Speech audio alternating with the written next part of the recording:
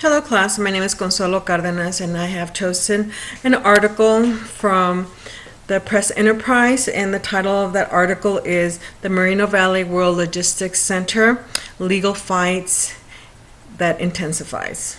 Okay, this article is from February of 2016. Okay, so before I go into the article, I want to talk a little bit about the history of this project and give you guys some analysis and opinions in regards to this huge project. Now, I don't know if any of you guys are familiar with the east part of Moreno Valley, but that part is on its way to what is called the Badlands towards Beaumont. If anybody's ever gone out to the Morongo Casino or Cabazon Outlets, you've probably passed the Skechers warehouse, which is pretty huge. So that's pretty much the area where they want to do this World Logistic Warehouse Center out there.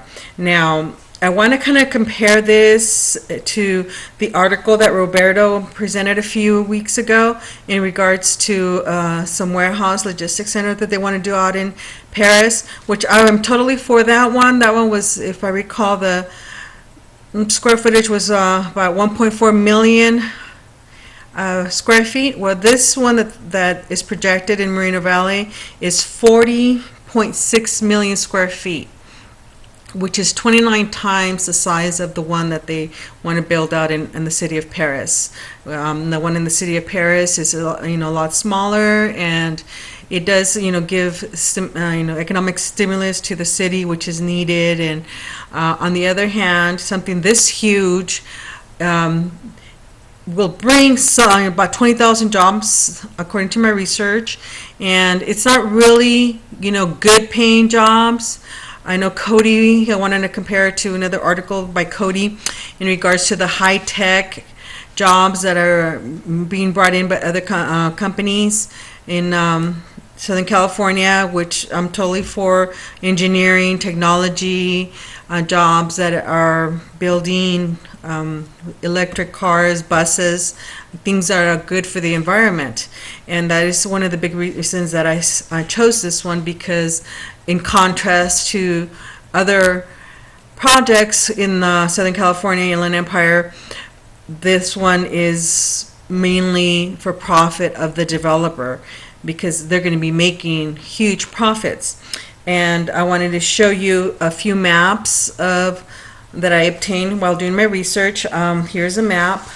Well, this one's not a map. This is the actual proposal of what it would look like out that way, and try to kind of visualize 700 football fields.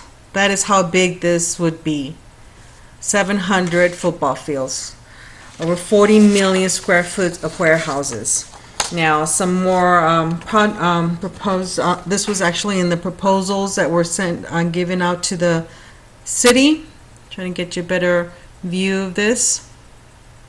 So the blue part is what the logistics center would look like, which is very, very huge.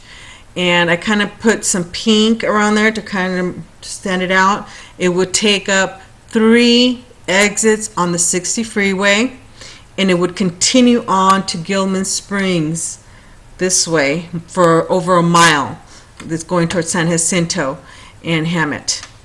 Now the next one kind of highlights a little bit better the portion that they're going to leave open for open space, which would be for wildlife and parks and all that things that are required, which is nice, but it's pretty small. If you compare, the whole area is pretty much vacant, and it is open space now, but it's not protected, right? So the last map I found, because of the way they were trying to propose this is the map of the whole city of Moreno Valley. And if you look here, this is the size of the logistics center. That's almost 20% of the city that wants to take over that on the 6th Street freeway. Now, again, I do want to show you the last little piece over here.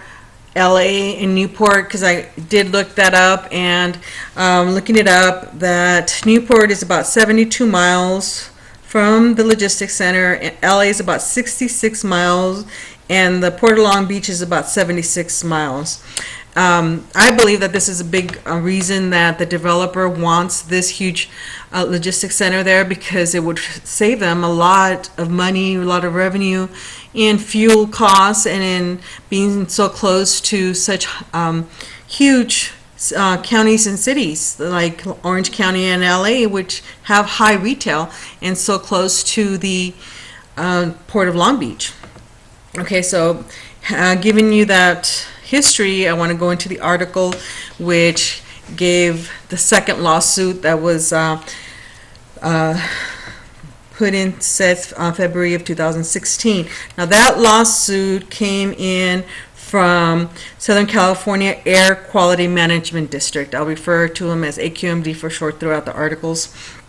And they were joined by Riverside County Transportation Agency in filing the lawsuit for this huge World Logistics Center, citing that the environmental laws were not being followed in processing all these the whole project. Now I'm quoting here the spokesman for AQMD, where he says, "This project may be the largest of its kind in the world.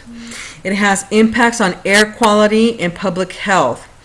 And the Transportation Commission, who joined AQMD on those findings because of what the spokesman for Highland Fairview, who is also the CEO and president, his name is Ido Benzini, and he says that their concerns are being met, but in the way that they're going about supposedly meeting the concerns of environmental impacts is by a case that was filed in 2014 in the Supreme Court, where if you have votes from your own residents within your city boundaries and it goes through city council and it's approved, there's ways of going around the California Environmental Quality Act, which is CEQA.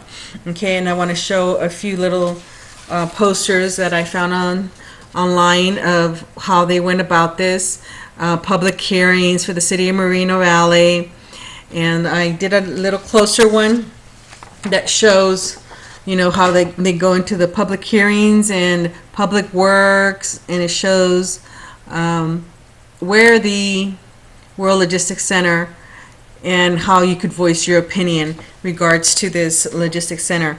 Now, I wanted to say a little bit more about this because I was raised in the Inland Empire, and I recall the logistics center that was built out on the 60 and the 15 freeway. That's in the Mira Loma, Glen Avon, and a lot of you may know that it's Ontario Mills. Well, that is having an environmental impact on the surrounding cities like Ontario, Eastville, Harupa Valley, Fontana, because of all the smog that these semi-trucks are creating, and worst of all, the roads and the streets, the impacts that they're doing. And just last week, Samuel did an article on the gas tax that was just passed by Governor Brown, right? That's going to go into effect in November. Well, guess why a lot of this stuff is going? Because a lot of the infrastructures and roads are crumbling, and a lot of these warehouses, a lot of these transportation companies, they don't pay taxes to improve our roads. We, the taxpayers, improve our own roads, and now there's not even enough money for that. Now we're going to have to spend an extra tax. And we already know that I live right here where they want to build, you know, like 6 miles away from there in the boundaries of Riverside and Moreno Valley, where the 215 and the 60 meet by UCR. And that freeway is really bad. And we already have so many warehouses on the 215, Moreno Valley, Riverside area, Paris, and it's fine. We do need jobs. I'm not totally against jobs, but I prefer what Cody's article read about, you know, good jobs, engineering jobs. Lourdes did an article on Kaiser doing building for schooling for doctors, which are good paying jobs. these are the kind of jobs that I think we should be bringing into the Inland Empire, not jobs that'll just have very bad environmental impact on our Inland Empire. Okay, so going to that was not the first lawsuit that was said. Here is the actual first lawsuit, 27 pages long. Oh, sorry, it's a little blurry. And here there was 5 environmental agencies that went into filing this lawsuit. That was right after they approved it in 2015. And this was the Center for Community Action and Environmental Justice, which is located in the city of Hoopa Valley, ironically. Center for Biological Diversity, Coalition for Clean Air, the Sierra Club, San Bernardino Valley Audubon Society. Now, I do want to talk a little bit about Hoopa Valley. It's a new city, has been in development as a city incorporated in about 6 years now. And one of the other reasons I want to bring that up is because they are part of what is a super fund. There was dump site from the 60s and the 70s, right off the 60 freeway, off of Pyrite, up in the Hoopa Mountains, where a lot of toxic liquids were dumped there for decades. And that is now what is, let me see, it's been 17 acres that were affected from that, and it's still not cleaned up, 30, 40 years later. That is a little bit of exaggeration, but these are the kind of things that happen if we're not environmentally knowledgeable of what may happen in the future. And I want to present a few pictures also of people that are against this, local citizens that know what impacts, may happen. Here is what they're presenting, how some of the city councils, they're saying, were bribed by Ido Benzivi, the CEO of the development company, and they're against WLC, World Logistics Center. And these people are totally against it. And here's some pictures of, the 60 freeway with semi-trucks. This is the Badlands going towards Beaumont, Morongo Casino. This is a regular day. This is how our freeways look. If you drive our freeways, you'll see that. This is one that I drive every day to work. The 91 to 15 intersection. Look at all that smog right there. It's really, really bad. All the semi-trucks that are going on there. And if something like that is built, it's just going to get worse and worse. The last portion I wanted to show you guys is another map that was shown within the plans. This is the portion of the open space. It's going to be wildlife, for the wildlife that lives within that jurisdiction. Right now, that's not even 10% of the land that they're going to be taking over. All these animals, where are they going to go? These are pictures of what some of the that were shown in the websites of the society, the environmental agencies that are against the project. They're afraid that these animals will go extinct if this goes through. Well, like in closing, like I said, I'm for economic development, but in different aspects, like Cody and Lourdes had said in their articles, good technical and doctors, good paying engineering jobs. And I'm not opposed to smaller warehouses like Paris. We do need jobs, we need to grow in the Inland Empire, but not in this ridiculous 40 million square foot, 700 football fields, huge type of development. Thank you very much.